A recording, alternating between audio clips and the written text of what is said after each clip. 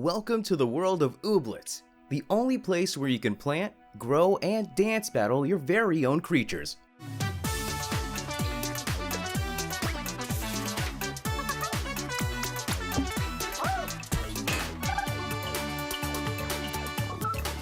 Hey guys, I'm Daft Kid and I'm making a video to tell you about my first impressions on the game Ooblets.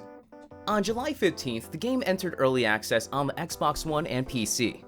I've been following this game's development for the past few years, and to say that I was excited for it to be released would be an understatement.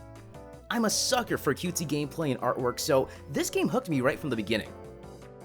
To start things off, you begin by creating your own character and giving yourself a name. Then your journey to the world of Oob begins. You arrive at a place called Badgetown, and you're immediately introduced to the mayor. She offers you a free, yet disheveled home in exchange for doing tasks around the town to help clean it up. But before you do that, the mayor introduces you to your first Ooblet by giving you a chance to join a clubhouse. Each club has its own personality and starting Ooblet.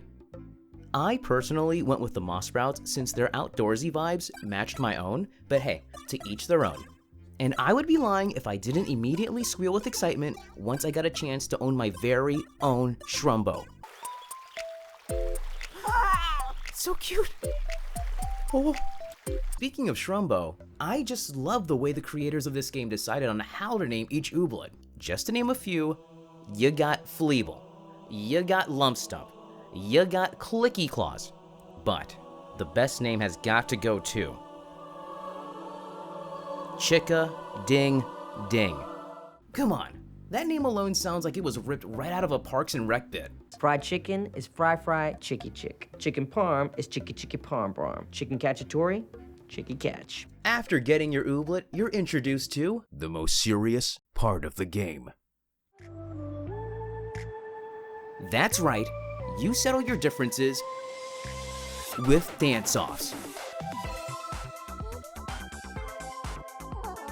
The way this works is through a card-based battle system, with the goal being the player earning a certain amount of points before the enemy. It does share some similar vibes to other card-based games like Hearthstone in that you have a mana pool, or in this case, beats, and each of your cards have a beat cost in order to use them. There are signature cards that are specific to each Ooblet, which can earn you a lot of points with little to no cost, like my boy Shrumbo here with his Shake It move. These types of cards encourages the player to have a diverse party of Ooblets, so you'll have a variety of unique cards per hand. When you win a battle, you receive a seed from the main Ooblet you defeated. You can then plant and grow a cute little guy that will follow you around town. Overall, it's a simple battle system and pretty low stakes, and honestly, feels like the game's weakest point so far. There's a little variety in the dance animations, and the larger the party you have, which is up to 6, the battles just take longer to finish. Maybe down the line the devs will refine this system a bit more, but as it stands, it can get a bit tiresome. The good news though is that the game doesn't bombard you with these battles. You don't need to have a dance-off with each Ooblet you find in the wild. You can pick which ones you want to battle as long as you have the required materials to do so. If you want to have your very own Lumpstump, you gotta have the blankets to do so, or else they ain't dancing with ya. After this whole introduction to all the basic mechanics of the game, it's up to you to decide how you want to accomplish your goals. There's no time limit on what you need to get done, and you can do each available objective in whichever order you please. This type of freedom is further expanded upon through the currency system. Now, there's two types of currency in Ooblets. The one used to exchange goods with the townspeople are called gummies. And this is just your basic form of cash, which you can earn by selling crops, creating food and then selling that, all that jazz. But then there's wishies. These are obtained by completing quests, doing daily goals, and obtaining badges. The cool thing about this currency though, is that it allows you to unlock blueprints for your farm, buying rare materials, and much more. This is further expanded on by there being a leveling system for your character that unlocks even more options to spend wishies on. You level up by gaining experience points based on the activities you do in a single day.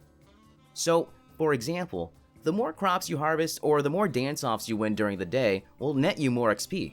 I think this is the best system in the game since it encourages the player to explore and do more things throughout the day besides just sticking to a main quest. This will definitely increase the game's replayability in the future, especially if the devs expand on the system down the line. All in all, there's a great amount of stuff to do in the game that I haven't mentioned due to spoilers, but as the game progresses, it gets better and better at expanding the sandbox for the player.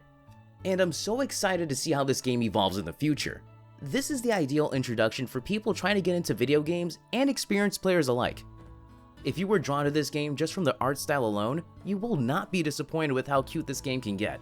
Obviously, I still think the battle system is a bit tedious and is currently the game's weakest point, but other than that, I can't recommend this game enough. Well guys, that's the end of my video, and thank you so much for watching. If you could like, subscribe, and share this video, I would greatly appreciate it. I'm planning on doing similar videos like this in the future, but I don't know exactly which game I'll look at next, but stay tuned. Thanks and peace out.